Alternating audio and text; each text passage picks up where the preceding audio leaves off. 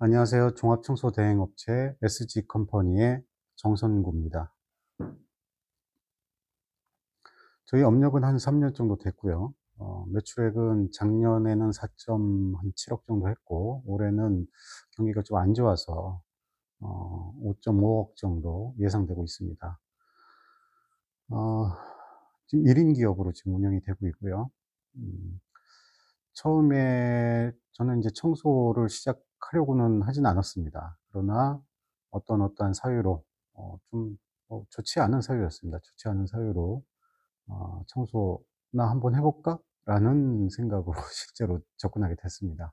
수세미지를 한번 안 해 봤고, 수세미지도 안 해 봤고, 뭐 스크래퍼나 뭐 이런 청소 도구에 대해서 전혀 몰랐고, 그리고 청소에 쓰이는 약품 자체도 전혀 몰랐습니다. 뭐 알아봐야 뭐 PB 정도, 퐁퐁 뭐 이 정도만 알고 시작을 했었죠. 그리고 약품을 어떻게 사용해야 되는지도 잘 몰랐습니다. 무턱대고 그냥 맨땅에 헤딩만 했습니다.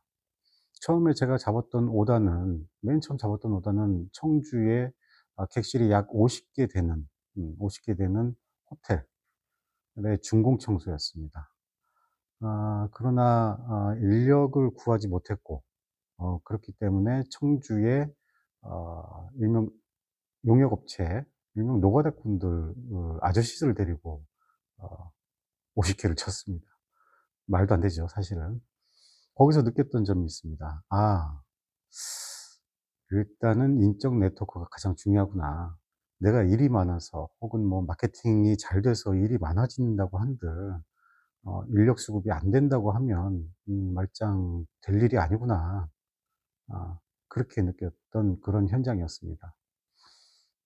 인력이 구하지 못했던 이유는 참, 음 예, 제가 이 청소업을 시작하게 된 어떤 계기에 의한 인력을 구하지 못하는 뭐 그런 사정이 있었습니다. 뭐 개인적인 사정이긴 하지만.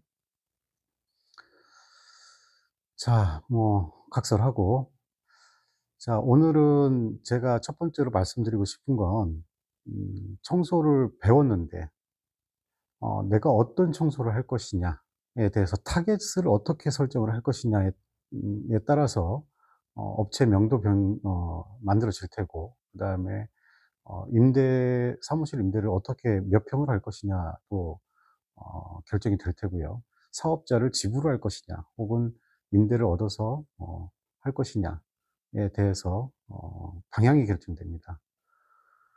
실제로 아시는진 모르겠지만, 실제로 건물 위생관리업을 신고하지 않고 만약에 청소를 했을 경우에 누군가 뒤에서 찔렀어요. 그랬을 경우에는 1년 이하의 징역 혹은 1,000만 원 이하의 벌금에 처해집니다.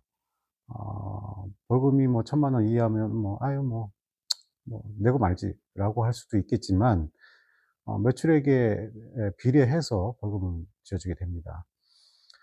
자, 홈케어 쪽으로 할 것이냐 혹은 홈케어 외 쪽으로 할 것이냐, 공장 설비 혹은 뭐 홈케어 쪽 빼고 나머지 것들을 할 것이냐, 같이 할 것이냐에 따라서 서비스 청소로 할 것이냐 혹은 서비스 건물 위생 관리업으로 할 것이냐, 그게 결정되는 겁니다. 지금 모르는 분들이 상당히 많아요. 교육업체에서도 그런 걸 안 가르쳐 주는 것 같은데, 좀 전에 말씀드렸지만 건물 위생 관리업 없이 대중시설을 청소했을 경우에, 만약에 발각이 됐을 경우에는 1년 이하의 어 징역 또는 1,000만 원 이하의 벌금에 처해지게 됩니다. 자, 이 점 유의하시고 청소업을 진행을 하시면 되겠습니다. 음 자, 홈케어 쪽으로 할 것이냐 혹은 홈케어 외 쪽으로 다 할 것이냐에 따라서 좀 전에 결정된다고 했죠. 자, 그중에 제일 첫 번째로 해야 될 거는 업체 이름입니다. 사업자 명입니다.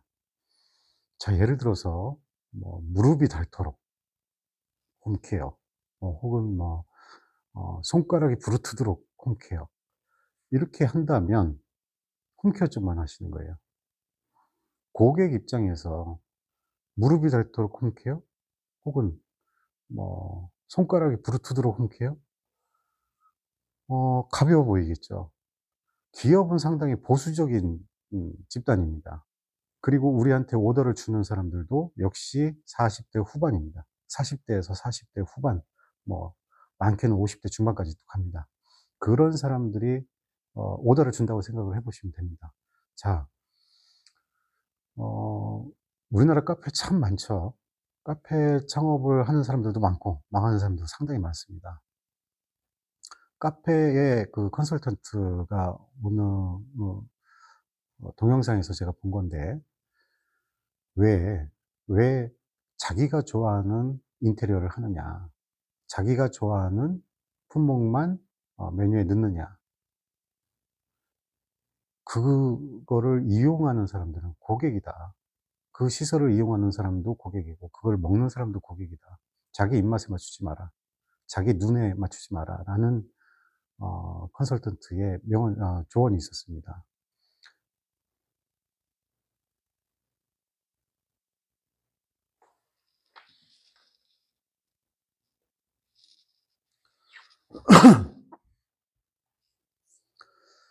자, 이렇듯 상대방의 어떤 상대 고객의, 내 주로 타겟이 될 고객의 입장에서 생각을 했을 때 에, 어떤 이름이 적합한 것인지 한번 고민을 해볼 필요는 있습니다.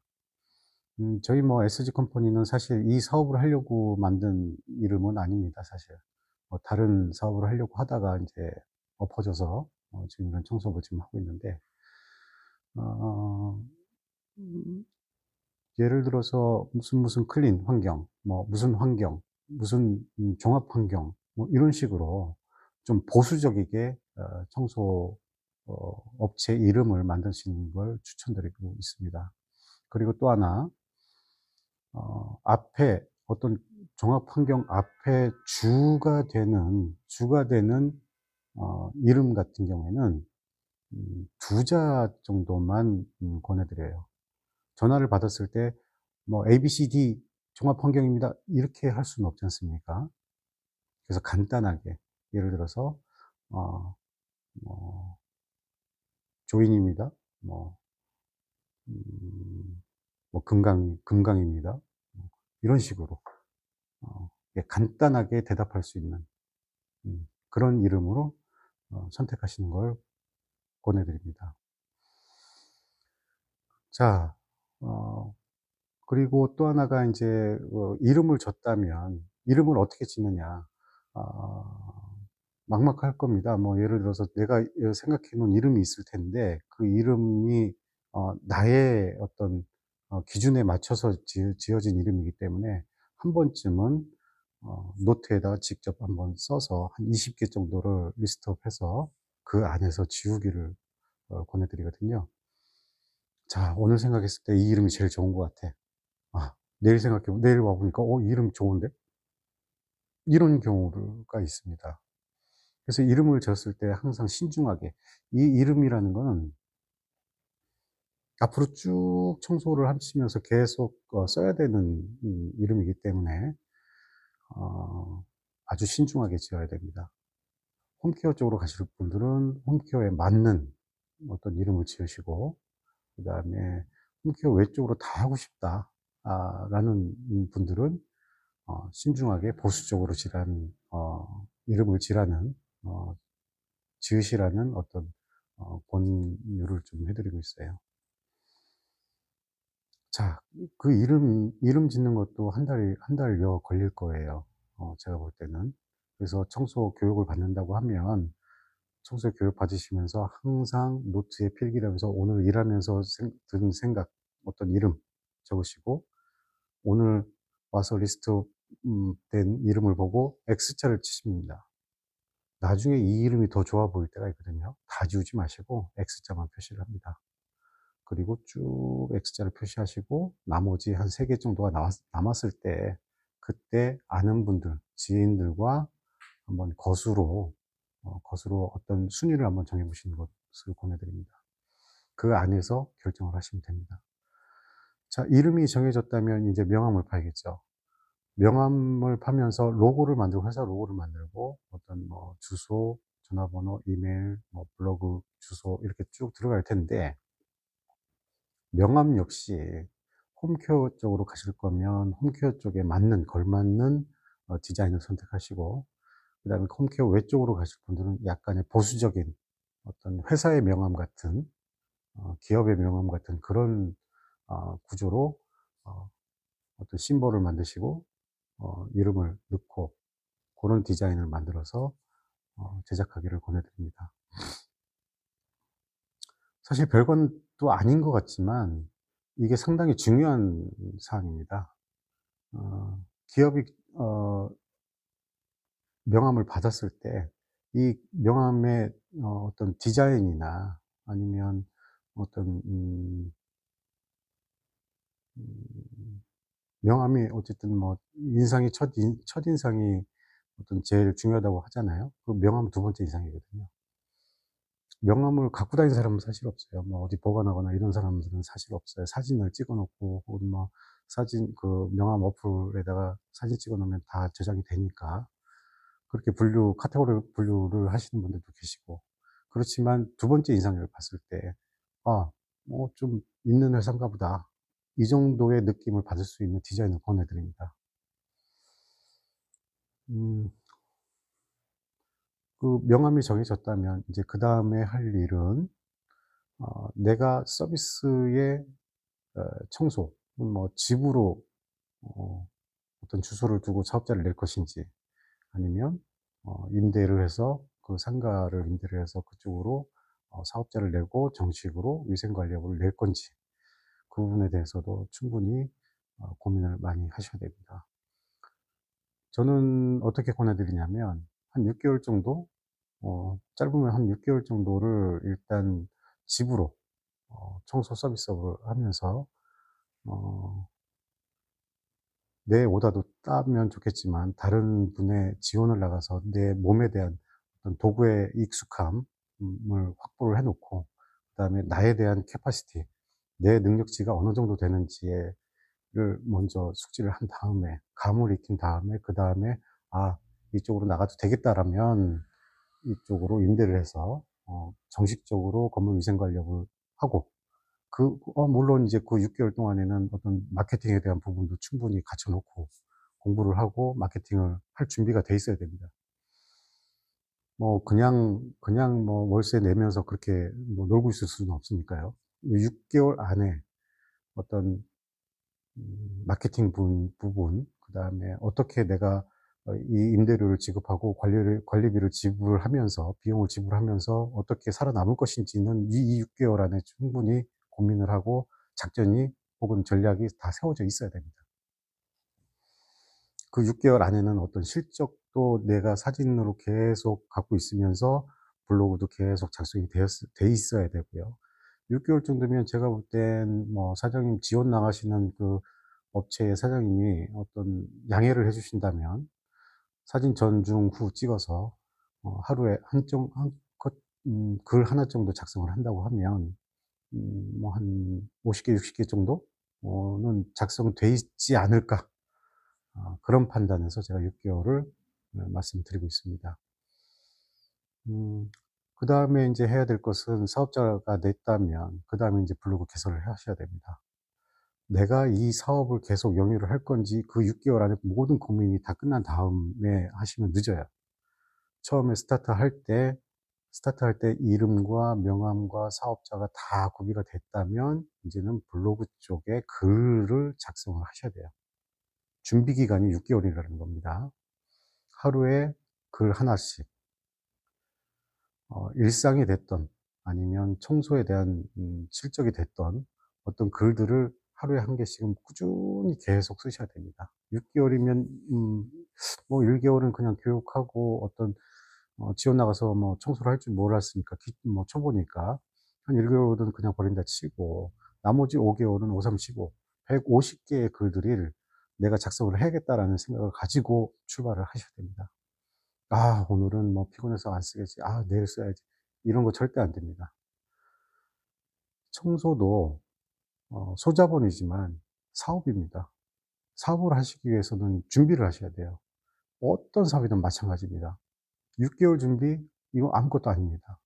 식당 하나만 창업을 하더라도, 혹은 뭐 커피숍을 하나 뭐 창업을 하더라도 바리스타 자격증 따야 되죠. 아니면 뭐 어떤 레시피에 대한 공부도 해야 되죠. 계속 조리를 해 봐야 되죠. 그것보다 덜하게 노력을 할 수 할지언정 하루에 1 시간 정도는 블로그에 글을 쓰시는 것을 저는 적극 추천드립니다. 더더욱이, 더더욱이 홈케어 쪽으로 가실 분들은 하루에 글 하나씩은 무조건 쓰셔야 돼요. 자, 그 이유에 대해서는 좀 이따가 말씀드리기로 하고요. 자, 그래서 6개월 동안 내가 '아, 이 청소업이 나한테 맞아.' 혹은 '이쪽으로 한번 해 볼 거야.' 라고 결심이 있으셨다면 이제 어 어떤 마케팅 위주로 좀 나가셔야겠죠. 뭐 예를 들어서 당근, 당근 요새 많습니다. 뭐 저도 한번 테스트 삼아 한번 올려 봤는데 어마어마하게 많이 들어옵니다. 뭐 원룸 청소, 투룸 청소, 뭐 입주 청소, 물론 단가는 약간 싸게 들어가야 돼요. 그래야 거기서 컨택이 되기 때문에 뭐 비딩을 어마어마하게 하니까요. 그다음에 인제 일자리 매칭 플랫폼인 어떤 숨고 같은 거, 그런 것도 한번 경험을 해 보셔야 되고. 자, 숨고를 계속 쓰라는 얘기는 아닙니다. 당근을 계속 하시라는 얘기는 아니에요. 일이 없을 때 하시면 돼요. 자, 초반에는 당근과 숨고 이런 것들을 하라는 얘기가 내 블로그에 어떤 글을 실적을 써야 되는데 그 실적이 하나도 없으면 블로그를 키울 수가 없어요.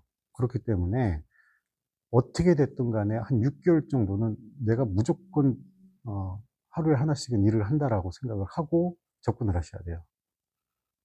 돈은 6개월 정도 돈은 그냥 내가 어떤 연명하는 정도, 그 정도의 돈만 생각을 하시고 그 이후에 어떻게 할 것이냐, 어떻게 마케팅을 해서 내 일을 받아올 것이냐를 그 6개월 안에 고민을 하셔야 된다는 겁니다.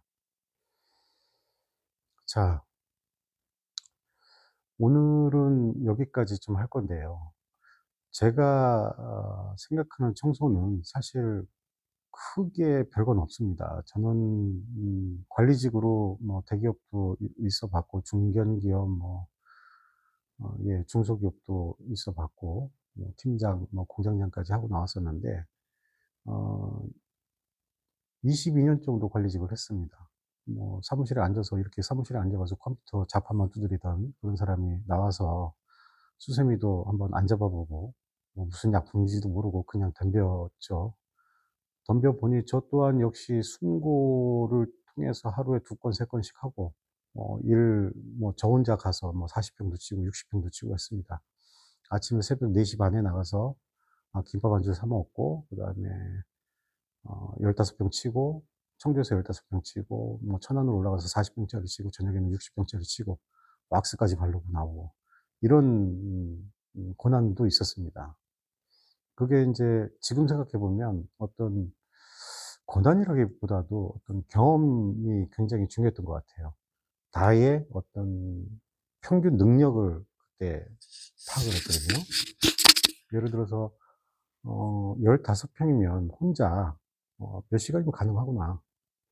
혹은 40 평에 사무실에 집기류 하나도 없이 창문도 있고 가구 붙박이 가구도 있고 이걸 해 보니 40 평이면 혼자 몇 시간이면 가능하구나. 60 평은 좀 빡센데 한 5 시간 정도면 가능하구나. 이런 캐파시티가 나오더라고요. 그렇게 되면 뭐 더 큰 평수, 뭐 공장 이런 게 사실 견적 볼 때 그렇게 어려운 거를 못 느꼈어요. 그래서 한 3 개월 정도 제가 빡세게 그렇게 다녔는데 뭐 몸도 작살이 났죠 그때. 음. 허리도 망가지고 손도 막 손목 뭐 손마디 손가락 마디마디 붓고 심지어 그때 당시에 우울증도 왔었습니다. '내가 왜 이걸 하고 있지?'라는 그런 우울증.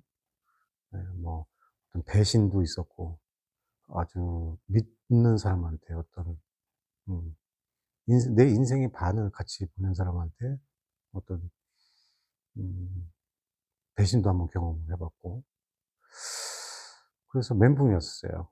그 번아웃 와 가지고 저도 한참 좀 고생을 했었습니다.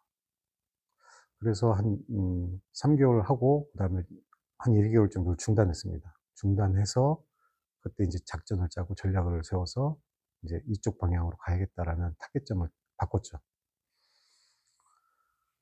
예. 이렇듯 어쨌든 타겟을 명확히 하고 타겟을 명확히 한 다음 내가 어떻게 앞으로 대처해 나갈 건지, 어떤 매출에 대한 목표를 세우고 나갈 건지, 어떻게 마케팅을 할 건지 그 부분에 대해서 깊게 고민하는 어 그런 초반이 됐으면 좋겠습니다.